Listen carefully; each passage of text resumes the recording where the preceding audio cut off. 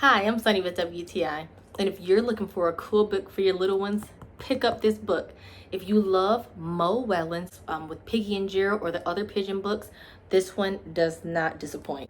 So we have Don't Let the Pigeon Stay Up Late, and it starts with our classic man at the beginning of the book who asks us not to let the pigeon stay up late.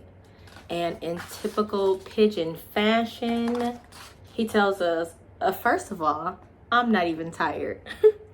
He goes on with his classic page of the squares of non-stop excuses of why he should or should not be doing something.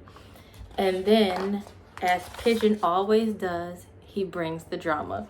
So you have him with this big yawn, even after he gave us all these excuses of why he's not tired, to the end when he finally acquiesces and goes on to bed. So again, if you love Mo Wellens, you will love this book. Don't Let the Pigeon Stay Up Late. It's a great one for me and my boys when I'm encouraging them. Even when they don't feel tired, they still have to go to bed and they can't stay up late. But that's just my point of view.